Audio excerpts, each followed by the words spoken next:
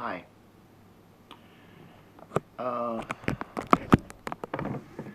Tonight I propose to do something that I have not done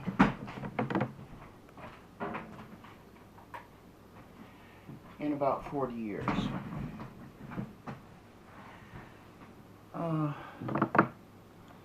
Little background.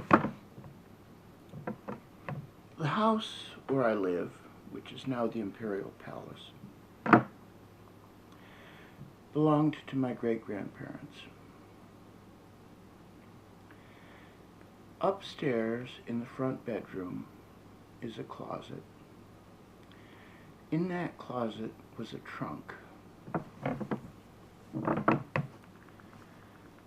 And I had gone through the trunk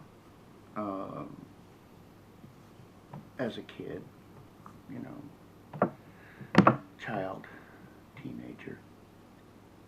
I mean, we lived right next door. My parents are still right next door. And my sister just behind them, and my grandmother's house is just beyond that, and so on.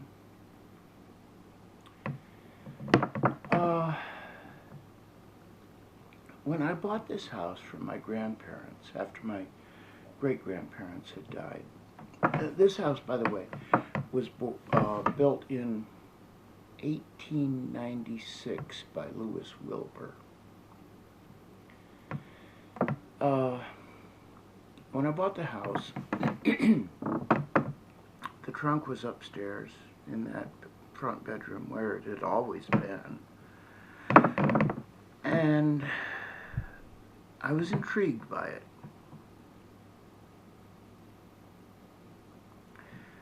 I don't remember how many years I lived here in this house before I finally dragged that trunk out to see what was inside it.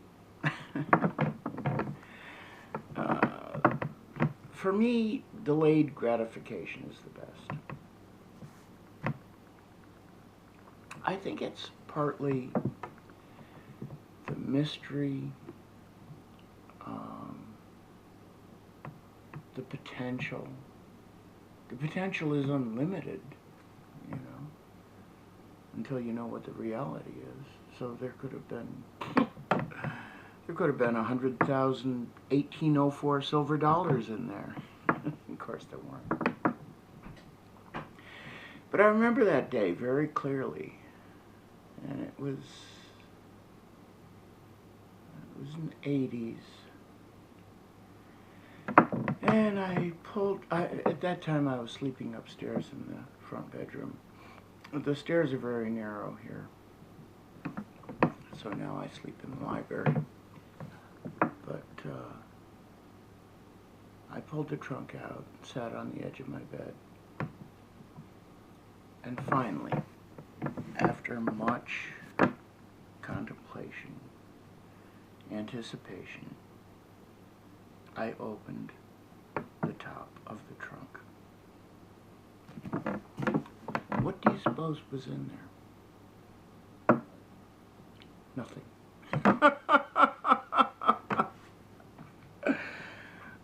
Doesn't that beat all? Oddly enough, there's more stuff in there now that I had expected to be in there then. For instance, my great-grandparents' clock from West Hill in Wells. It's this monstrous great box of a thing.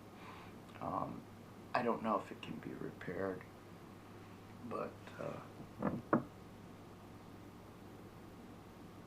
I thought that there were all kinds of things in there that, you know, were magical and wonderful.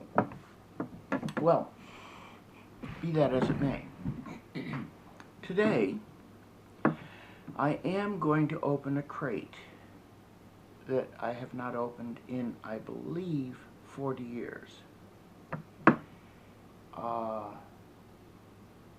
And how some of the things have gotten in here, I don't really know. But we'll find out, won't we? Sure.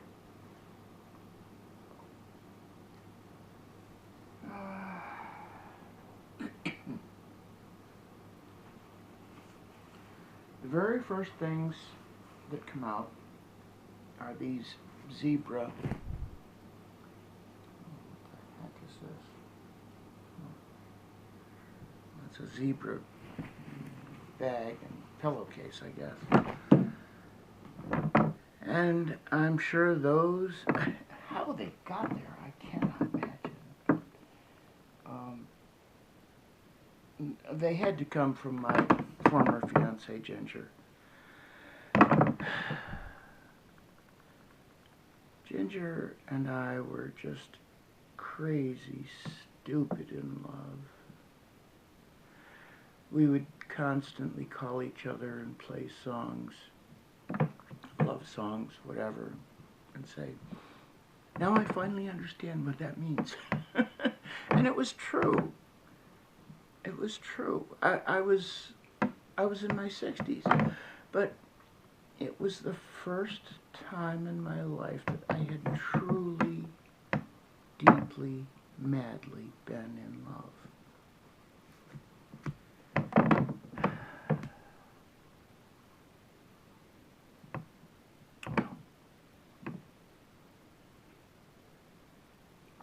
Enough of that.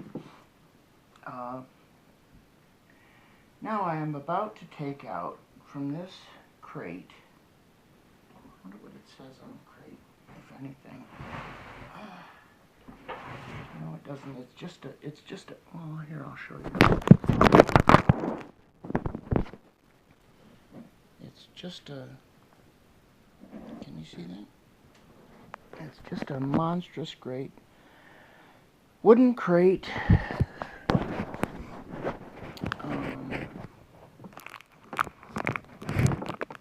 And I'm going to see what's in there.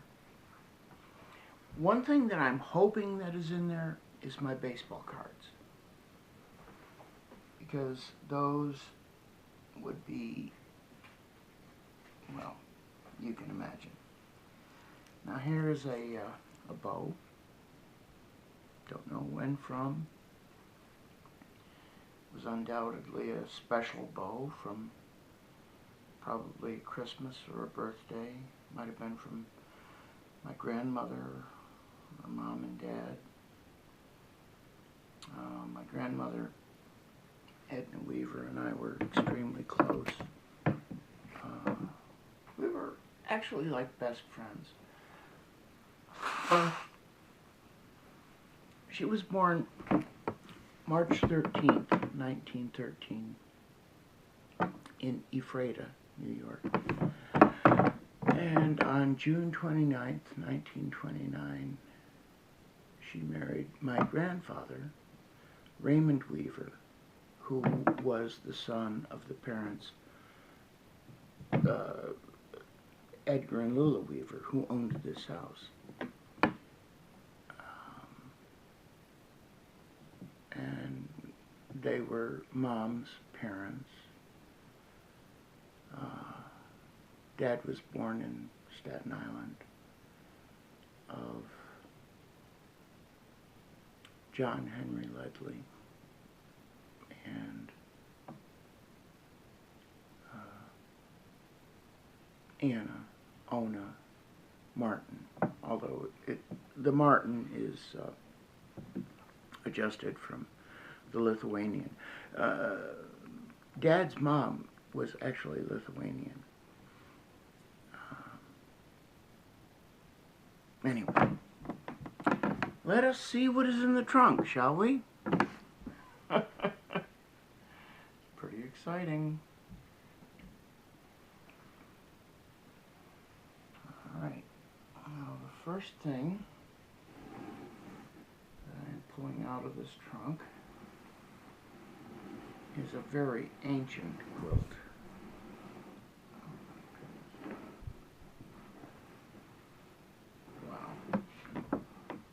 I'm going to have to back this.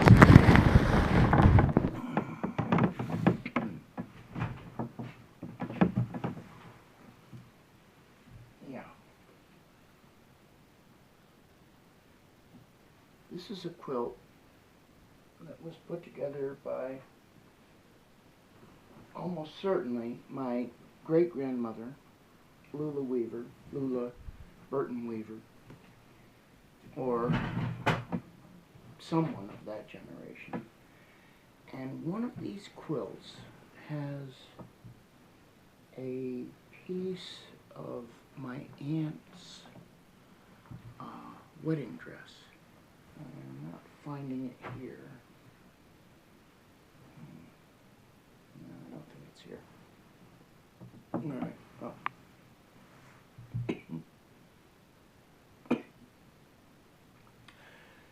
So this is another quilt, I guess. Next. Oh my God. And mind you, I have not been in this crate in 40 years. This is a piece of cane. A cane, you know, that you walk with. I think I don't remember where it came from, but it's got like a lizard on it and stuff. And I believe it belonged to my great-grandfather and or great-grandmother. Ooh. Wow.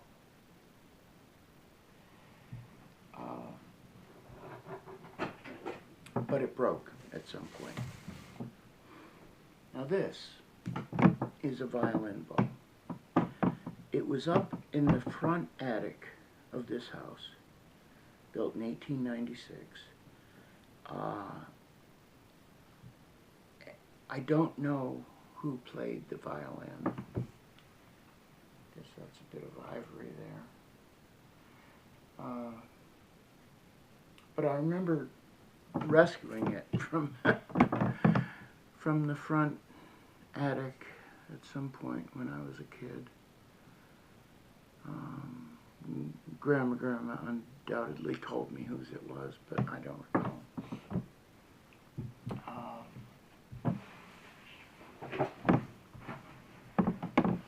Wow.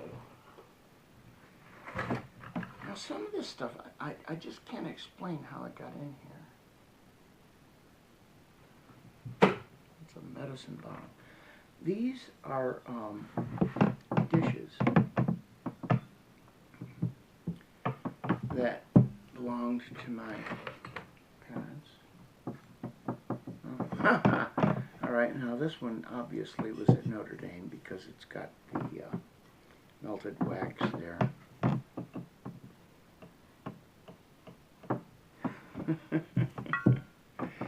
Good times. Yep. And another melted cup. Or not melted cup, but a cup. Now this is a belt. But apparently I was at one time able to wear this belt. It was apparently quite a long time ago. Okay, now this stuff here, these things I see are from the 70s, probably when I was living in New York.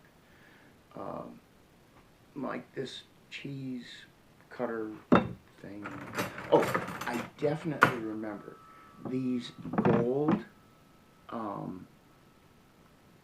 teaspoon, or iced tea spoons.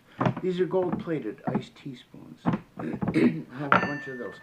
I got them from, it was either Job Lot or I think it was Job Lot, or I don't know. It was just a couple of blocks up from the World Trade Center where I worked. I worked for about 6 years on the 39th floor of the North Tower of the World Trade Center, and used to just go out exploring, finding these treasures. I don't know where all this stuff is. Lots of silverware, more gold. Of course, it's only gold plated. It's not really, you know, whatever. Enough of that.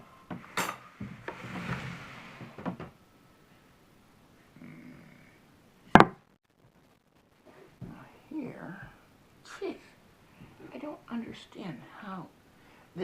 These medicine bottles must have just fallen in there since I brought the crate into the kitchen here. Oh my God. Oh my God.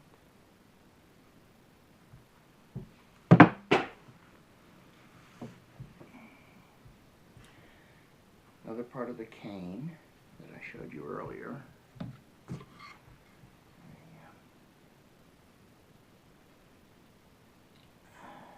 Go together like this. I think it was my great-grandfather's. Edgar Weaver. Could have been Lewis. Probably one from the other. One to the other. Let me get this out of the way.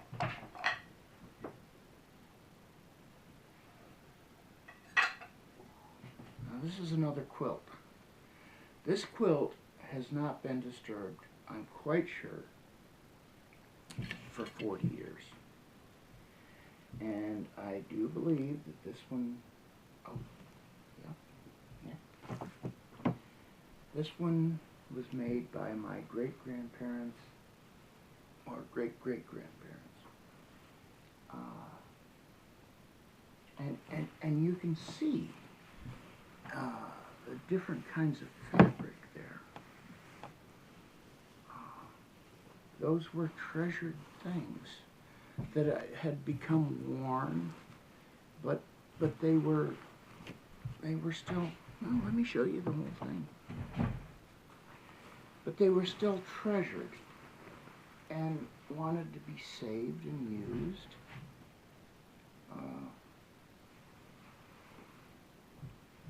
There you have that. Now, one of these pieces of quilt was part of my great-grandmother's sister's wedding dress. And I'm not quite sure which piece that was. But look at all this. Just look at it. They put all this together more than 100 years ago. My gosh. Oh my Lord. Now, Aunt Lainey or Aunt Lizzie, I can't remember which one, she had a dark blue wedding dress. And it could have been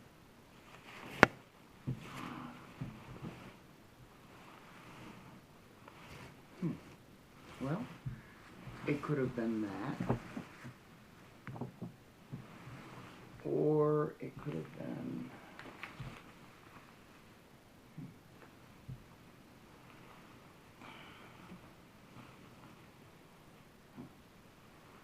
well, I don't know, but we don't have time for that.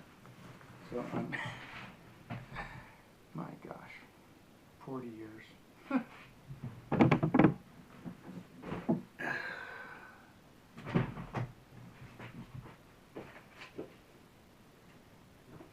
Oh, yeah. First, Tom McCann. Remember Tom McCann shoes?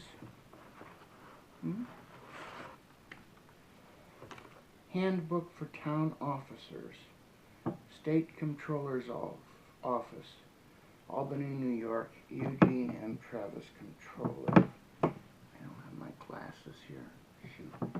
Let me get my glasses. This is already almost 20 minutes, so I'm going to put this into two parts, okay?